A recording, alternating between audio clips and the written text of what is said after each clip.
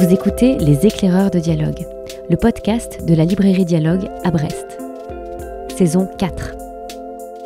Des parcours d'auteurs et autrices et des conseils de libraires.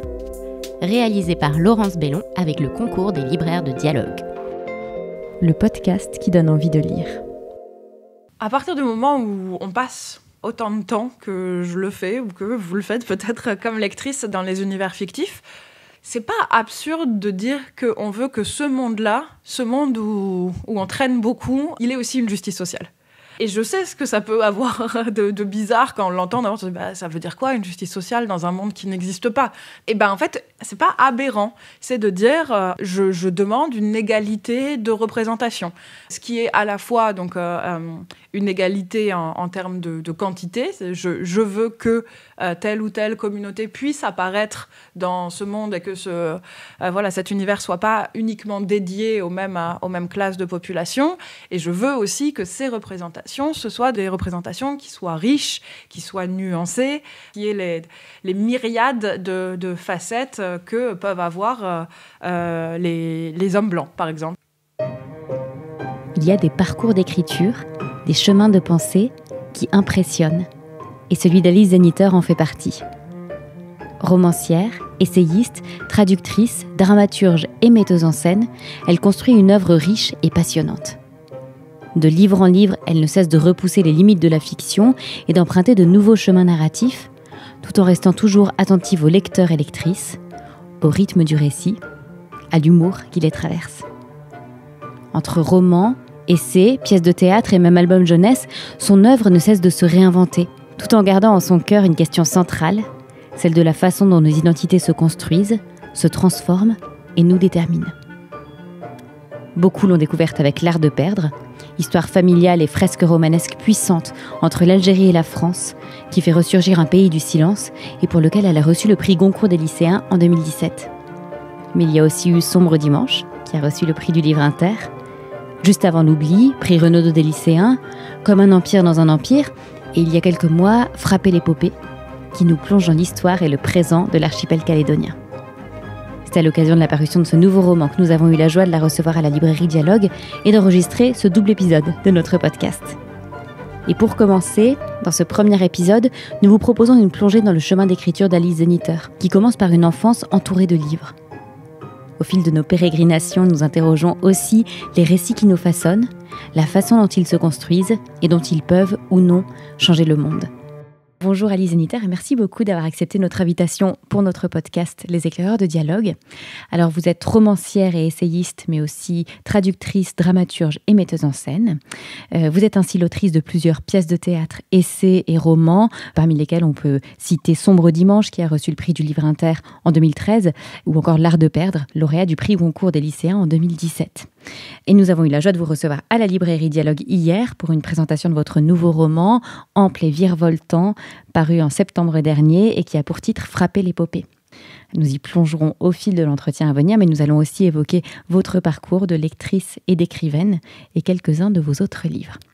Alors pour commencer, j'aurais souhaité revenir à votre enfance, dans laquelle les livres ont très tôt tenu une place importante. Vous avez grandi en Normandie, entouré de vos deux sœurs, avec qui vous aviez en commun une passion de la lecture. Et c'est d'ailleurs votre sœur aînée qui vous a appris à lire très jeune. Alors dans quelle mesure les livres et la lecture ont-ils constitué pour vous, dès leur découverte, un espace de partage et de dialogue ? En fait, je crois que c'est vrai que c'est ça la particularité de mon rapport à la lecture enfant, c'est que c'était quelque chose qui était partagé. Ça a peu été un exercice solitaire, dans le sens où mes sœurs et moi, nous sommes aussi très proches en âge, ce qui veut dire qu'on pouvait lire les mêmes choses, plus ou moins, et donc les livres étaient des choses partagées, serait peut-être un mot un peu trop gentil, parce qu'on se les volait beaucoup. Mais donc on lisait en même temps ou avec quelques pages d'avance l'une sur l'autre, et donc on avançait ensemble dans les univers de fiction. Et on voyait la joie qu'il y avait à faire ça, en fait, en partant d'une même ferme en Normandie, de pouvoir être en train d'avancer dans les territoires de l'Histoire sans fin, dans ceux de la Comtesse de Ségur, dans ceux des Trois Mousquetaires. Et donc, oui, il y avait quelque chose qui n'était pas non plus calme et silencieux. Du coup, la pratique de la lecture devenait aussi quelque chose qui débouchait sur des cris, des hurlements, des reprises de répliques préférées, des déguisements, des dévalages d'escalier. Et il y a toujours eu quelque chose de très, très, très joyeux pour moi dans ce rapport à la lecture. Et l'écriture était une extension de ça. C'est-à-dire, écrire, c'était pouvoir prolonger les histoires qui nous avaient fait voyager. Et donc, c'était un jeu. C'était pas un art, c'était pas une posture sérieuse, c'était quelque chose partagé avec mes sœurs. Et un plaisir avant tout. Oui. Les premiers mots écrits, ce sont donc du jeu, du plaisir, et c'est collectif ? C'est collectif, alors pas... c'est pas simultané, dans le sens, je sais pas exactement comment on fait pour écrire à plusieurs en même temps. Donc c'est des choses qui sont écrites petit bout par petit bout et qu'on passe à la voisine ensuite. Des histoires qu'on glisse sous les portes des chambres l'une de l'autre, et puis voilà, la sœur qui reçoit l'histoire la reprend et ajoute quelque chose, et puis on a un peu chacune nos personnages. Nos personnages cheval de Troie, en fait, qui sont les occasions pour nous de pouvoir entrer dans le monde de la fiction. Et en réalité, c'est juste nous. C'est-à-dire, c'est des personnages de mousquetaires, mais au fond, c'est juste Alice, Élise et Marie qui veulent pouvoir aller habiter dans les romans de Dumas. Et à quel moment est-ce que ça devient personnel, individuel ? Tout simplement, je crois, quand mes sœurs arrêtent.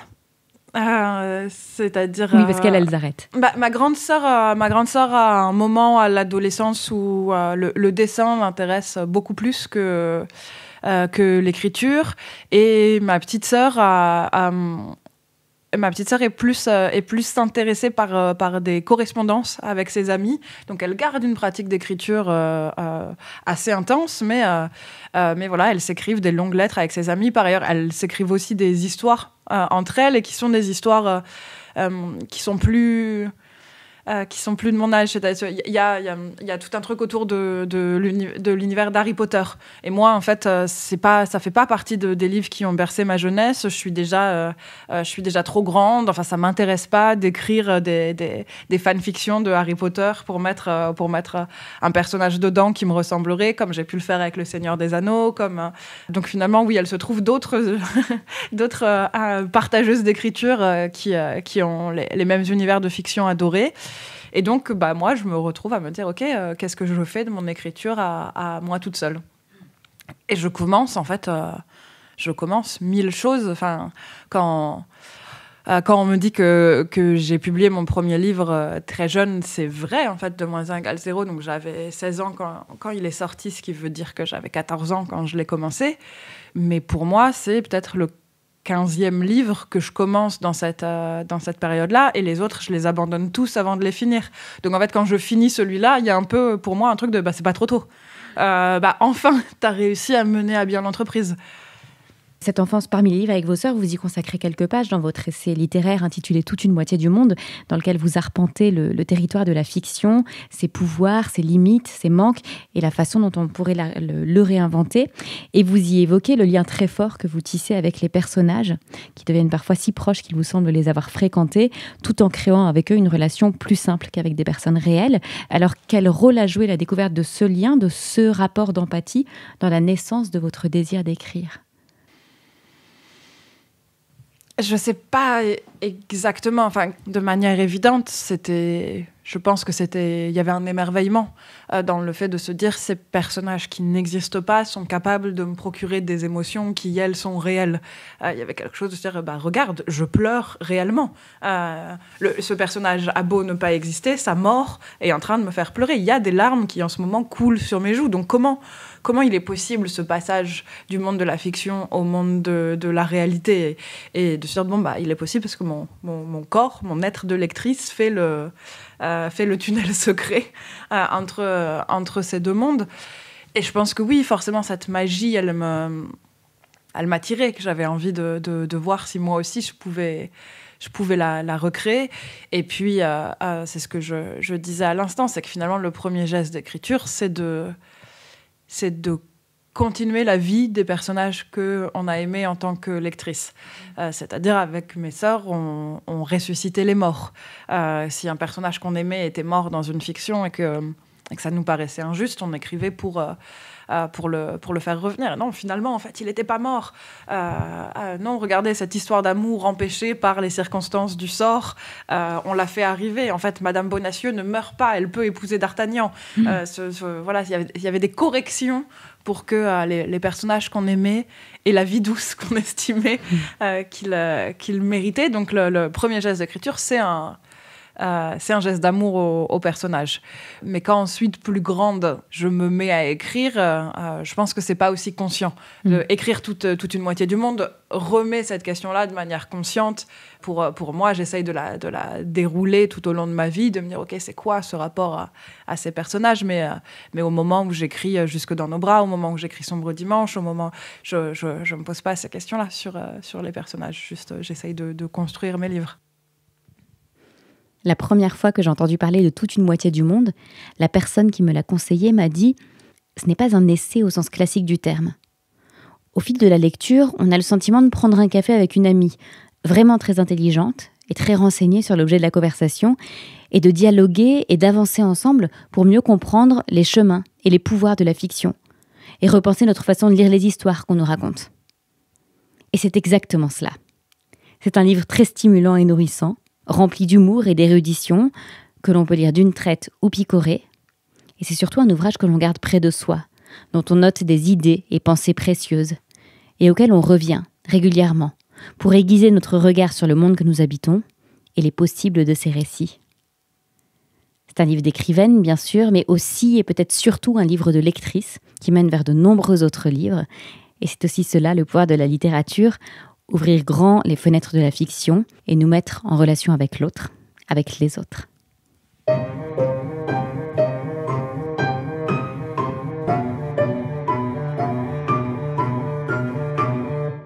Dans Toute une moitié du monde, vous évoquez aussi les personnages auxquels vous vous êtes identifié dès l'enfance, des personnages presque exclusivement masculins, parce qu'il y avait peu, voire pas de personnages féminins agissants. Comment est-ce qu'on se construit alors en tant qu'écrivaine avec ce manque, et quelle a été son influence sur la façon dont vous avez construit vos premiers personnages féminins avant de conscientiser ça? C'est ça le truc, en fait. Je pense qu'on se construit en reproduisant ce qu'on a vu, et que le fait d'être une autrice, d'être une femme qui écrit, change pas forcément la donne, dans le sens où avant d'être une femme qui écrit, je suis une lectrice qui a été bercée par des univers de fiction où tous les héros sont des hommes.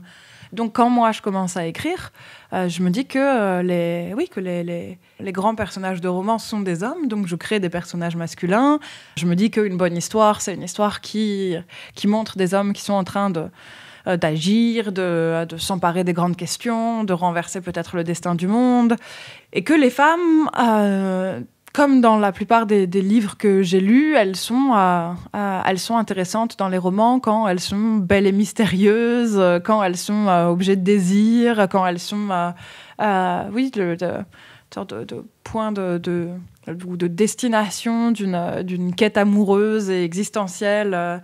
Et donc pendant assez longtemps, je fais ça sans voir le problème. Et donc bien sûr, je pense que comme je suis malgré tout une personne de mon époque, peut-être que c'est ça qui joue plus d'ailleurs que mon genre, c'est-à-dire j'ai envie, moi, quand je commence à écrire, j'ai pas de nostalgie, ou j'essaye pas de recréer un temps perdu de la littérature. J'ai un amour passionné pour les romans du 19e, c'est ma came, c'est le monde de fiction dans lequel je vis, mais tout de suite, je me dis, je veux voir ce que ça fait, ça, appliqué à aujourd'hui. Au sens où je suis assez consciente d'une sorte de paysage littéraire français où je me dis, on a... au moment où j'écris, on est dans l'héritage qui n'en finit pas du nouveau roman, avec plein de questions qui sont posées. Est-ce qu'on croit encore à la fiction? Est-ce qu'on croit encore aux personnages? Est-ce qu'on pratique cette suspension de l'incroyance pour s'abandonner à la fiction? Est-ce que ce truc est fini? Est-ce que cette confiance, est-ce que cet abandon, il est complètement détruit? Est-ce que, comme dit Sarraute, on est dans l'ère du soupçon? Non, moi, je veux revenir à ce pacte à l'ancienne de l'œuvre de fiction, Mais je veux pas du tout que ma pratique de la littérature soit poussiéreuse. Je veux faire une littérature qui puisse utiliser les téléphones portables, qui puisse utiliser les ordinateurs, parce que quand je lis, à ce moment-là, je vois beaucoup de livres où j'ai l'impression que l'écriture louvoie pour éviter tous les marqueurs temporels parce qu'on considère qu'ils sont moches. Et donc ça, c'est pas possible. Si quand moi je lis un livre, je suis incapable de savoir s'il a été écrit en 1970, en 1920 ou en 2010, c'est qu'il est dans une œuvre de nostalgie qui est délétère. Donc autour des personnages féminins, il va y avoir plutôt cette chose qui est, j'ai envie d'écrire aussi des personnages de femmes de mon époque. Donc clairement, elles vont pas avoir les mêmes engoncements que Emma Bovary. Mais elles sont malgré tout, des personnages un peu secondaires, qui vont être utilisés pour raconter quelque chose d'intéressant du héros masculin. Elles n'ont pas leurs propres enjeux. Et quand je dis que ça arrive très tard, la prise de conscience du fait que je fais ça, que je reproduis en fait ce que m'a transmis la littérature, 20 ans de lecture, c'est que ça arrive au début des années 2010, en fait, quand je lis King Kong Theory de Virginie Despentes et que je rigole, en fait. L'essai de Despentes, il est hyper drôle et je me marre comme une baleine à la description des personnages féminins ratés, tout en me disant, je fais la même chose. J'aurais envie de rire avec Despentes contre les écrivains qui font ça, mais en fait, je suis aussi en train de rire de moi, là. C'est compliqué. Et est-ce qu'au moment où on conscientise ce manque, parmi d'autres, parce que les femmes ne sont pas les seuls personnages qui manquent dans la littérature, au désir d'écrire s'ajoute alors une mission de rééquilibrer le monde dans la fiction, de donner place à de nouveaux récits, et est-ce que ça devient un moteur de l'écriture ? Oui, mais parce qu'en fait, je crois qu'à partir du moment où on passe autant de temps que je le fais, ou que vous le faites peut-être comme lectrice dans les univers fictifs, c'est pas absurde de dire qu'on veut que ce monde-là, ce monde où on traîne beaucoup, il est aussi une justice sociale. Et je sais ce que ça peut avoir de bizarre quand on l'entend. D'abord, ça veut dire quoi, une justice sociale dans un monde qui n'existe pas, dans un monde qui accepte les licornes, les nains, les elfes. C'est quoi une justice sociale ? Et en fait, si, c'est pas aberrant. C'est de dire, je demande une égalité de représentation. Ce qui est à la fois donc, une égalité en termes de quantité. Je veux que telle ou telle communauté puisse apparaître dans ce monde et que cet univers soit pas uniquement dédié aux mêmes classes de population. Et je veux aussi que ces représentations, ce soient des représentations qui soient riches, qui soient nuancées, qui aient les myriades de facettes que peuvent avoir les hommes blancs, par exemple. Si on se dit, tiens, quel grand personnage d'homme blanc je connais dans la littérature, en fait, on peut en trouver des centaines et ils vont avoir, une complexité absolument dingue. Puis si on se pose la même question sur, tiens, quel grand personnage de femme noire ou de femme arabe je connais dans les fictions, là, on va commencer à avoir quand même un petit peu moins de figures. Et puis du coup, se retrouver obligé d'aimer des personnages qui sont peut-être pas aussi bien que ce qu'on voudrait, mais c'est les seuls qu'on a. Donc c'est un peu comme si on n'avait qu'un doudou et il lui manque un œil.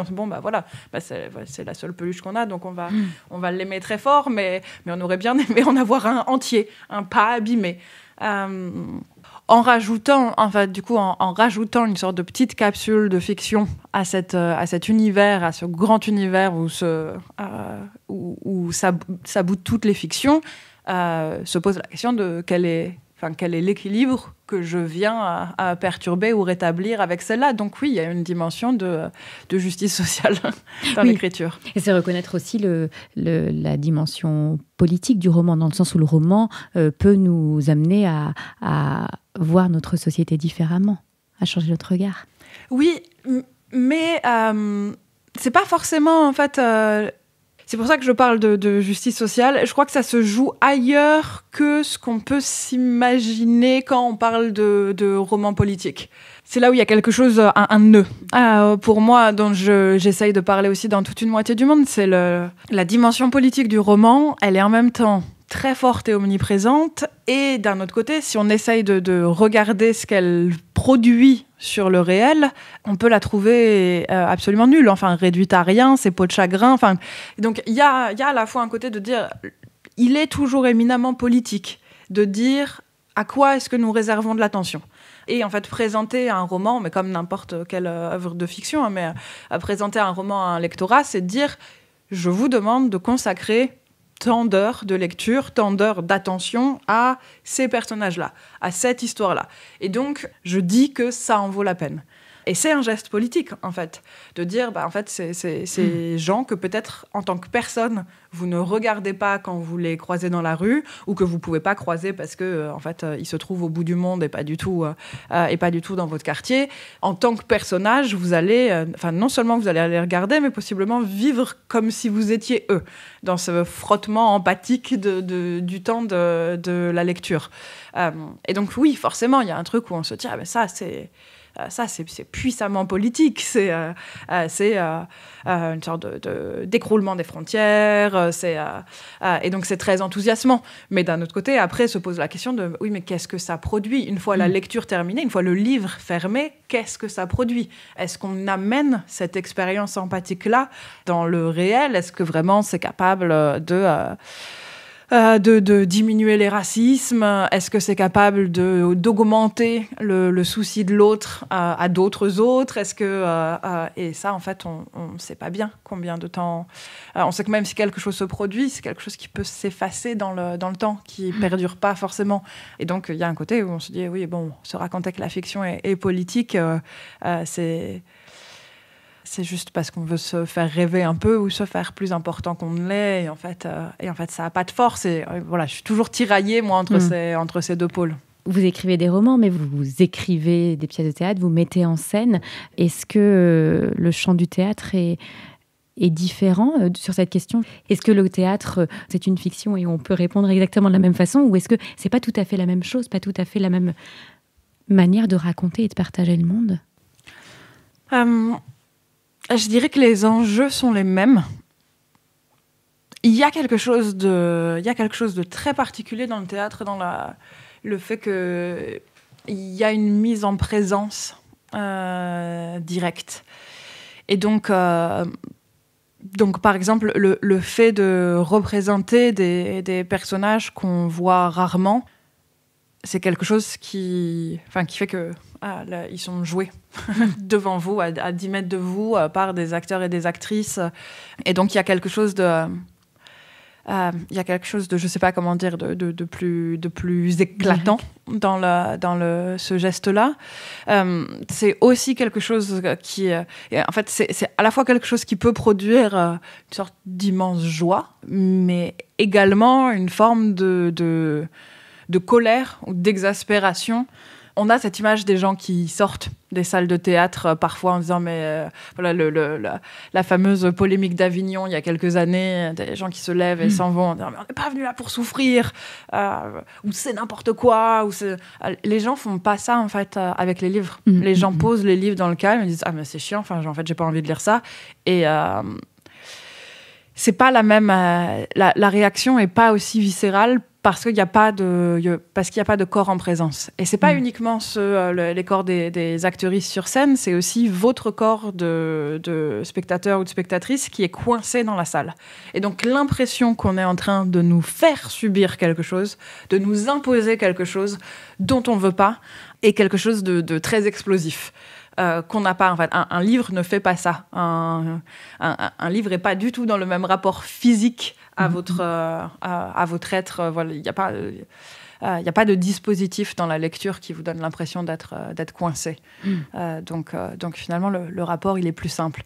Et je crois que j'aime bien aussi, j'aime bien le côté explosif du théâtre, enfin, de dire... De la même manière qu'il y a des gens qui se lèvent et qui sortent absolument hors d'eux, il y a des gens qui se lèvent et qui applaudissent avec l'impression d'avoir une vague dans le ventre quand quelque chose leur fait plaisir. Et ça, c'est pareil. Les livres font pas ça. Le théâtre fait ça. Alors, parmi vos romans, il y a Comme un empire dans un empire, qui est paru après L'Art de perdre. C'est un roman qui porte en son cœur la question de l'engagement et dans lequel vous mettez en scène un personnage d'assistant parlementaire. notamment, il y a 2 personnages, mais qui se rêvent écrivains. Et vous écrivez notamment le passage suivant, assez savoureux. « Chaque fois que l'assemblée lui pesait trop, Antoine rêvait de devenir écrivain. Il considérait que c'était quelque chose dont il valait mieux ne pas parler tant qu'il n'avait rien publié. Il aurait eu trop honte d'aller grossir les rangs de ceux qui écrivent dans leur coin, mais trompettent sur leur écriture. Ceux qui écrivent sans être publiés, mais en rêvant de publication, sont au bas de l'échelle. Ceux qui écrivent alors qu'ils ne veulent pas être publiés ont un certain charme, ne serait-ce que celui de la timidité maladive qu'on leur prête. Et ceux qui rêvent d'être publiés mais n'écrivent pas sont sauvés par les lauriers que leur tresse l'absurde. » Alors, à travers ce passage, on touche du doigt l'humour qui traverse vos romans, et c'en est un élément important. Mais on voit aussi que la façon dont on peut se rêver écrivain sans avoir écrit une ligne, et peut-être plus pour ce que cela représente que pour l'action d'écrire en elle-même. Alors, dans quelle mesure est-ce que l'image de l'écrivain a alors joué un rôle dans votre désir d'écrire ? Et est-ce qu'il y a des vies d'écrivaines qui vous ont inspiré ?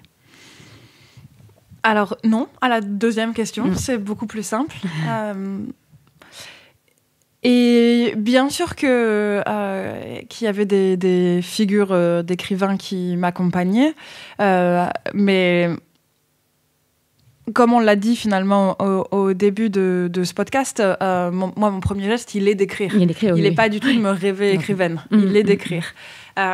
Et je pense que ça m'a assez fascinée ensuite quand je suis arrivée, notamment quand je suis arrivée à Paris et en prépa lettres, de voir des personnes qui avaient le parcours inverse, qui se rêvaient écrivains pour ce que ça représentait, mais pas forcément avec la pratique d'écriture. Et du coup, ça me paraissait être complètement mis à l'envers, qui avait déjà leur maison d'édition préférée. Tu vois, le rêve, ce serait d'être dans la blanche chez Gallimard. Mais t'as écrit ? Bah non. Mais plus tard, je ferai ça. Et je pense que c'est quelque chose autour de ces rencontres-là et de cette compréhension qu'on n'a vraiment pas tous les mêmes rapports par rapport à l'écriture, par rapport au grand panthéon, aux grandes figures de l'écriture et par rapport au monde de la publication. C'est ça qui arrive dans ces quelques lignes de Comme un empire dans un empire. Je pense que parmi les figures d'écrivains qui m'ont accompagnée le plus longtemps, celle qui m'a le plus marquée, c'est un écrivain qui n'existe pas, c'est un écrivain fictif, et c'est le Martin Eden de Jack London. Et c'est aussi pour ça qu'aujourd'hui, j'en ai fait une version théâtrale dans l'idée que peut-être ma version de Eden avec un E puisse aussi accompagner des gens qui aspirent aujourd'hui à écrire. Vous avez, donc, on l'a dit tout à l'heure, publié votre premier roman, 2 - 1 = 0, lorsque vous aviez 16 ans. Et puis ensuite, vous êtes lancé dans des études littéraires, en prépa, puis à l'École normale supérieure. Vous avez arrêté d'écrire pendant quelques années et vous y êtes revenu et vous avez publié alors Jusque dans nos bras lorsque vous aviez 23 ans. Est-ce que vous avez alors vécu différemment cette deuxième entrée en écriture ? Est-ce qu'il s'agissait d'un choix plus conscient, d'une décision d'embrasser une vie d'écrivaine, de créatrice ? Et qu'est-ce que ça implique ? Alors, d'abord, j'ai pas complètement arrêté d'écrire. J'ai arrêté d'écrire pendant le temps de la prépa, où je travaillais trop. Les études prenaient vraiment tout mon temps, et donc je pouvais écrire des sortes de choses, de blagues, de pastiches, de trucs avec les copains à côté, mais uniquement des petites formes. J'avais pas ça demande de trouver du temps de solitude, l'écriture, et de calme. Et quand on passe toutes ces nuits à faire des dissertations et toutes ces journées dans une salle de classe, du coup, il n'y a plus vraiment de possibilités. Mais ensuite, donc, j'ai pas fait des études de littérature, j'ai fait des études de théâtre. Quand je suis entrée à l'ENS, je suis entrée en théâtre, et donc j'ai fait mon master et puis après ma thèse que j'ai pas terminée en études théâtrales. Et donc, en fait, j'écrivais du théâtre. Et le théâtre, c'est pas publiable. Et j'ai fait quelques mises en scène de mes textes avec les copains et les copines dans les salles de classe du sous-sol de l'ENS. Mais c'était, c'était quelque chose qui restait dans un dans un cercle très proche. Et ce qui s'est passé en réalité, parce que je lisais plus du tout de romans non plus, je faisais de la recherche en théâtre, donc en fait je lisais du théâtre, je lisais de la philo aussi pour travailler sur mon sujet autour de l'ultraviolence. Et ce qui s'est passé, c'est que je suis partie enseigner le français à Budapest et qu'au moment de faire ma valise, je me suis dit qu'il me fallait des gros livres parce qu'il fallait des livres qui durent pendant mon année à l'étranger. Et en fait, les pièces de théâtre, comme c'est des choses qui sont faites pour être jouées, leur longueur est un peu indexée sur ça. Donc, en fait, il n'existe pas ou très peu de pièces de théâtre fleuves. Donc, prendre un gros livre, ça voulait dire acheter des romans. Et donc, je suis allée acheter des romans pour la première fois depuis 4 ou 5 ans. Et en relisant des romans, l'envie d'en écrire est revenue. Et je me suis dit, ce serait bien de faire ça. Et la chose qui a été conscientisée, c'était de me dire, si je prends ce temps-là pour écrire un roman, il faut que celui-là, il soit publié. Parce que là, ça fait 4 ou 5 ans en fait, que j'écris des pièces de théâtre, que j'envoie partout, qu'on me répond que non, on ne publie pas des textes qui ne sont pas joués. Et en fait, va arriver un moment où je ne pourrai plus consacrer du temps à quelque chose qui aboutit jamais. Et je m'étais même dit, si jamais ça ne marche pas, je vais me poser aussi très sérieusement la question de c'est quoi ma carrière par la suite. Parce que le fait de me dire je vais être prof et à côté j'écrirai, ça m'allait, mais être prof toute seule, j'étais pas sûre que ça m'aille. Et donc je me disais si je suis pas écrivaine en plus d'être prof, est-ce qu'il faut pas que je trouve quelque chose qui me permette d'être plus en contact avec la création? Est-ce que je vais travailler dans une équipe de théâtre? Est-ce que je vais travailler pour une compagnie et avec des gens qui eux créeront et moi j'aiderai à porter ça, mais pas juste de la transmission comme dans le métier de prof. Puis du coup j'ai réussi à publier jusque dans nos bras et donc mes doutes existentiels se sont interrompus. C'est à ce point du parcours d'Alice Zeniter que se termine ce premier épisode. Dans le second, nous évoquerons son roman L'Art de perdre et le bouleversement qu'il a représenté dans sa vie d'autrice. Et nous plongerons également dans Frapper l'épopée, son nouveau roman qui, à travers plusieurs personnages, explore l'histoire, la géographie et les questionnements profonds qui traversent l'archipel calédonien et qui nous invite à nous déplacer, nous lecteurs et lectrices. Nous vous donnons rendez-vous le mercredi 28 mai pour le découvrir. Et si d'ici là, vous souhaitez vous plonger dans l'œuvre d'Alice Zeniter, je place en description de cet épisode les références de l'ensemble des livres évoqués. Ils sont bien sûr disponibles à la librairie et sur notre site internet librairiedialogue.fr. Et si vous avez aimé cet épisode, surtout, parlez-en autour de vous. Et n'hésitez pas à en partager le lien avec votre entourage. Car c'est avant tout grâce à vous, auditeurs et auditrices, que ce podcast peut vivre. À très bientôt et belle lecture d'ici là.